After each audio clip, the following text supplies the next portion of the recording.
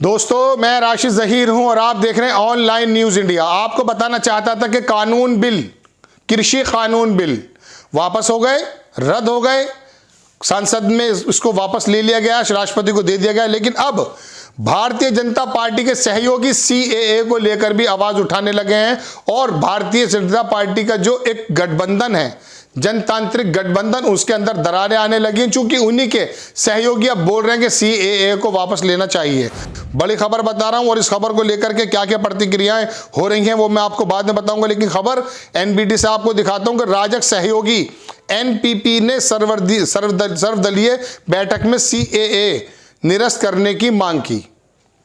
अब आके मैं पढ़ के सुनाता हूं। नई दिल्ली, 28 नवंबर, संसद के शीतकालीन सत्र से पहले रविवार को बुलाई गई राष्ट्रीय जनतांत्रिक गठबंधन के घटक दलों की बैठक, सर्वदलीय बैठक में भारतीय जनता पार्टी की सहयोगी नेशनल पीपल्स पार्टी की नेता अगाथा संगमा ने संशोधित नागरिकता अधिनियम को निरस्त करने की मांग की है। यानी कि अब ये जो सीएए था, इसको निरस्त करने की मांग खाली शाहीन बाग से नहीं हो रही थी। अब इनके ही जो अंग हैं, जो इनके गठबंधन में शामिल हैं, वो लोग कहने लगे हैं। मेघालय के तुरा लोकसभा क्षेत्र से सांसद संगमा ने सरकार से अपील की कि जिस तरह उसने लोगों की संवेदना को ध्यान में रखकर कृषि कानून निरस्त किए हैं, उसी तरह सीएए भी निरस्त किया जाना चाहिए। ऐसा नहीं है लोगों की संवेदना को सामने रख के किए हैं। 12 सांसदों को भैया निलंबित कर दिया है और 1 साल के अंदर लगभग 700 किसानों को शहादत का मुंह देखना पड़ा है, तब जाकर के ये अपने कदम वापस लिए। वरना प्रधानमंत्री जी और भारतीय जनता पार्टी की सरकार अपने कदम वापस नहीं लेती। एक लोकतंत्र का एहसास ही नहीं होता, राजशाही का एहसास होता है। संगमा ने सरकार द्वारा बुलाई गई सर्वदलीय बैठक और भाजपा की नेता राजग की बैठक में रक्षा मंत्री राजनाथ सिंह और केंद्रीय मंत्री प्रहलाद जोशी और पीयूष गोयल की उपस्थिति में ये मांग की। उन्होंने कहा कि राजग की बैठक के बाद पीटीआई से भाषा से कहा कि चूंकि कृषि कानून निरस्त कर दिए गए हैं, यह खासकर लोगों की संवेदना को ध्यान में रखकर किया है, इसीलिए मैंने सरकार से पूर्वोत्तर के लोगों की संवेदना को उसी तरह ध्यान में रखकर सीएए को निरस्त करने का आग्रह किया है। संगमा ने कहा कि सरकार से कोई प्रतिक्रिया नहीं मिली, लेकिन उसने संसद में सभी दलों के नेताओं द्वारा उठाई गई मांगों का पूरा ब्यौरा ले लिया है। जब उनसे पूछा गया कि क्या राजग से जुड़े पूर्वोत्तर के अन्य दलों की भी ऐसी मांग थी, तो उन्होंने कहा, मैंने ये मांग अपनी पार्टी और पूर्वोत्तर के लोगों की तरफ से की है। मैं कुछ अन्य दलों को भी जानती हूं जिसका ऐसा दृष्टिकोण है। अब सीए जो ले आया गया था, एनसीआर सीए कानून जो बने हैं, उसको लेकर भी जहां पर भारत के मुसलमान शाहीन बाग में एक आंदोलन लगाते हैं, पैंडेमिक के बाद वो ख़त्म हो गया था, उनकी तरफ से भी एक मांग आ रही है। वहीं भारतीय जनता पार्टी के जो गठबंधन के अंदर उनके दल हैं, वो भी आवाज़ उठाने लगे कि प्रधानमंत्री जी, पूर्वोत्तर के राज्यों की भी परेशानियों को देखिए और पता कीजिए, उनकी संवेदनाओं के बारे में जानिए और देखिए कि किस तरह से वो लोग आपसे चाहते हैं कि इस कानून को भी निरस्त कर दिया जाए। चूंकि ये पूर्वोत्तर के लोगों के संबंध में और किसी हद तक मुस्लिम समुदाय भी सोचता यह है कि एनसीआर और सीएए, ये दोनों कानून जो है किसी तरह से उनको प्रताड़ित करने का काम करते हैं। बिठाया जाए उनको भी। किसानों की भी मांग यही थी। आपने बिना बिठाए कृषि कानून को वापस कर लिया, बिना ही मशवरा किए कृषि कानून ले आए थे, इसी तरह से आपने ये कर दिया है। तो इसके बारे में भी आप बिठा लीजिए उन लोगों को, पूर्वोत्तर के लोग हों या मुस्लिम समुदाय के लोग हों, और उनसे पूछिए भाई आपको क्या परेशानी है। जब वो उनकी परेशानी जायज़ लगे तो मान लीजिए। बड़े आदमी का काम तो यही होता है कि अगर खुद गलती, ऐसा तो है नहीं मोदी जी महामानव हैं, उनसे कोई गलती नहीं हो सकती। गलती तो किसी से भी हो सकती है। वसीम अकरम त्यागी हैं, बड़े रिपोर्टर हैं, वो लिखते हैं कि सीएए के खिलाफ एनडीए के अंदर से ही आवाज़ें उठना शुरू हो गई हैं। मेघालय की नेशनल पीपल्स पार्टी ने सीएए को ख़त्म करने की मांग की है। फिलहाल मुसलमानों के लिए एक सलाह है, वो मुसलमानों को सलाह भी दे रहे हैं कि रक्षात्मक खेलें, फ्रंट फुट पर ना आए। पूर्वोत्तर के लिए सीएए बहुत संवेदनशील मुद्दा है, इसलिए वेट एंड वॉच। ये मुसलमानों को जो कहते हैं कि थोड़ा सा रक्षात्मक खेलें, पहली बात तो मेरा कहना यही है कि क्या रक्षात्मक खेलें। भारत के हर एक इंसान को, जो भारत की नागरिकता प्राप्त किए हुए है, जो संविधान को अंदर आस्था रखता है, उसे हमेशा संविधान के अंदर ही बात करनी चाहिए। अब वो अगर संविधान के अंदर बात करता है तो रक्षात्मक तो ऑलरेडी है, लेकिन आजकल के माहौल के देखकर वसीम अकरम त्यागी जैसा पत्रकार ये बात बोलते हैं कि भाई यूएपीए जिस तरह से लगाया जा रहा है, अभी थोड़ा सा एक डेलीगेशन त्रिपुरा गया और उसने आकर के ये कहा कि साहब वहाँ पर मस्जिद या कुरान करीम को जलाया गया है, उन्होंने अपनी फ़ोटो भी दी है। जबकि त्रिपुरा सरकार झूठ पर झूठ बोलती रही, उन पर आए हुए लोगों पर जब यूएपीए लगा दिया गया, तो ऐसे माहौल की वजह से वसीम अकरम त्यागी पत्रकार ये बात बोलने में मजबूर हो जाते हैं कि भाई थोड़ा रक्षात्मक होकर खोलें।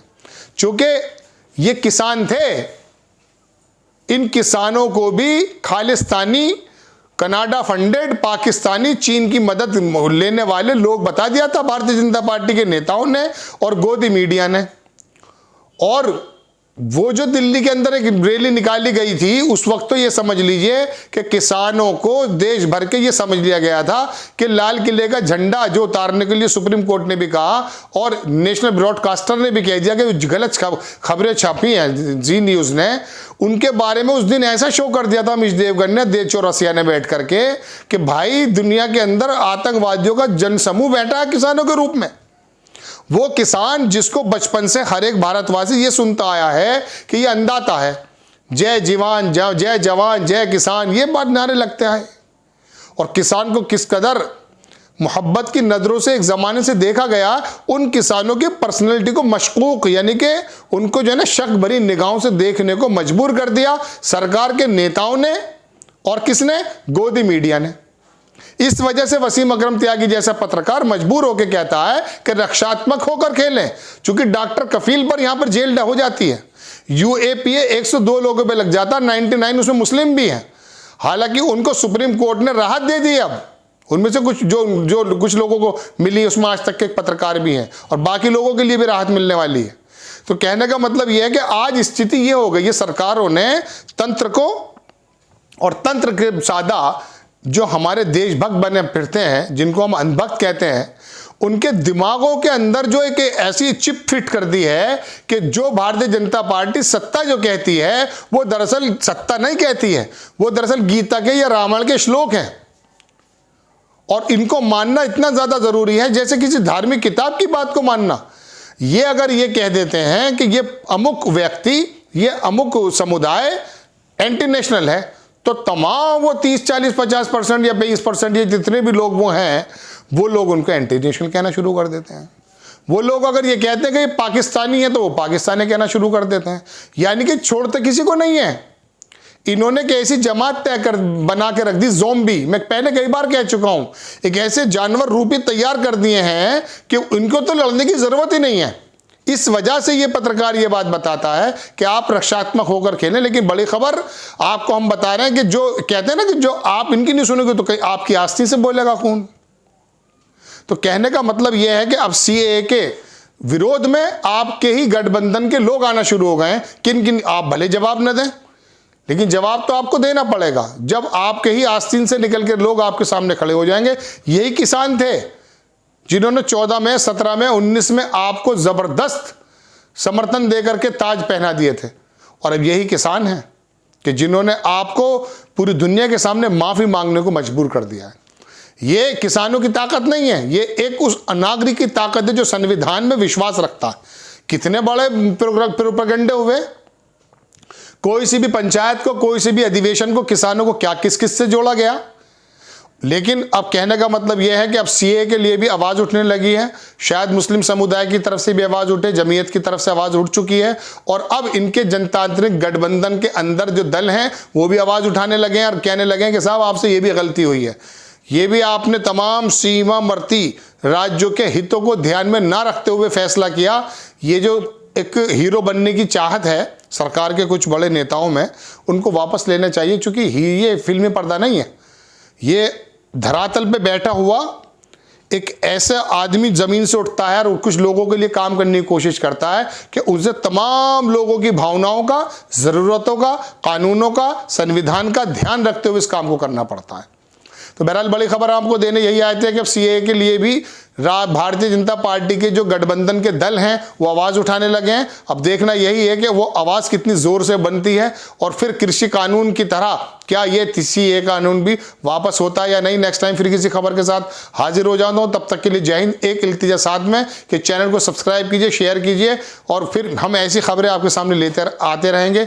जय हिंद। चैनल को सब्सक्राइब करें और घंटी जरूर दबाएं।